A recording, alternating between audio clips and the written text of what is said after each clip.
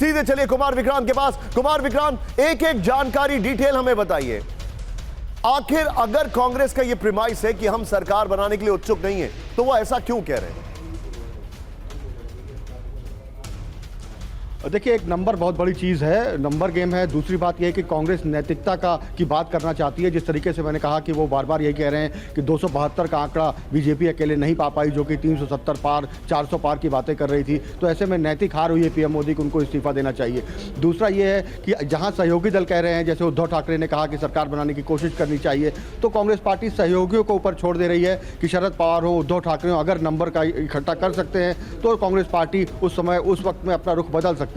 ये शुरुआती बात है, लेकिन एक और अहम बात होनी है कि सभी मिलकर के आगे कैसे रणनीति बनाएं, किस तरीके से अगर विपक्ष में बैठना है सरकार को घेरें। इसके लिए एक संयोजक चुनने की भी बात है, क्योंकि पिछली बार ममता बनर्जी और नीतीश कुमार में से संयोजक चुनने को लेकर कुमार विक्रांत, आप मेरे साथ बने रहिए। थोड़ा सा मेरे पास अभी समय की कमी है, लेकिन आप बने रहिए। सीधा आइए, राजेश जोशी जी आ चुके हैं हमारे साथ। लेकिन राहुल, अब जरा देखिए, मैं एक हाइपोथेटिकल सिचुएशन आपको बता रहा हूं कि नीतीश नायडू पलटे तो फिर क्या होगा। आइए दिखाइए। हालांकि ये देखिए जरा, अब जरा ध्यान से देखिए, नीतीश नायडू पलटे तो क्या होगा। राहुल, बगल में ब्रेकिंग और शॉट चलाते रहिए इसी खबर की। ये देखिए, इंडिया 234, जेडीयू 12, टीडीपी 16, बहुमत 272 का है। अभी भी ये 262 पर आ रहे हैं, 262 पर आ रहे हैं। ये देखिए, 262 पर आ रहे हैं। नेक्स्ट दिखाइए। जो हमारे पास दूसरी सिचुएशन आ रही है वो ये देखिए। अब वैसे तो अब तक के आंकड़ों में एनडीए को बहुमत है, लेकिन बीजेपी, अब जो मैं आपको जो दिखाने वाला हूं, ये देखिए, 262। अब जो बिग वॉल है, ये देखिए, वैसे अब तक के जो आंकड़ों में एनडीए को बहुमत है, लेकिन आइए जरा, कुछ फैक्ट्स मैं आपको दिखाने वाला हूं, उनको देखिए। ये देखिए जरा, सीधे आइए। अब एनडीए में सरकार की कुंजी नायडू नीतीश के पास है।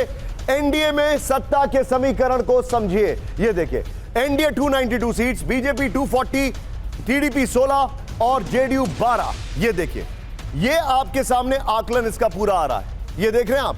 तो ये है इनकी पावर स्ट्रेंथ। इसे आप ऐसे समझिए कि एनडीए को आंकड़े में 292 सीटें चाहिए, बीजेपी के पास इतनी है, इनके पास इतनी सीटें। अगर 292 में से टीडीपी की 16 और जेडीयू की 12 सीटों को हटा दें तो बहुमत के आंकड़े से नीचे आ जाता है और इनके पास सिर्फ 264 सीटें बचती हैं। यहां पर ये देखिए, दिखाइए जरा उसको, 264 सीटें बचती हैं। फिर इसके बाद सिर्फ टीडीपी अपने 16 सांसदों को लेकर हट जाए तो एनडीए के पास 276 सीटें बचती हैं, या सिर्फ जेडीयू अपने 12 सांसदों को लेकर हट जाए तो एनडीए के पास 280 सीटें बचती हैं। दोनों स्थिति में सरकार तो एनडीए की ही बनेगी, लेकिन संकट बरकरार रहेगा। ऐसी स्थिति में कहा जा रहा है कि सत्ता की चाबी इन्हीं दोनों के पास है। अगर नीतीश कुमार और चंद्रबाबू नायडू में से कोई इधर से उधर हुआ तो भी एनडीए सत्ता में तो रहेगी, लेकिन अगर मगर की स्थिति बनी रहेगी। सीधे चलिए, राजेश जी इस वक्त हमारे साथ हैं। राजेश सर, राहुल यही वाली ब्रेकिंग लीजिएगा, नीचे वाली वॉल लीजिएगा अगर संभव हो।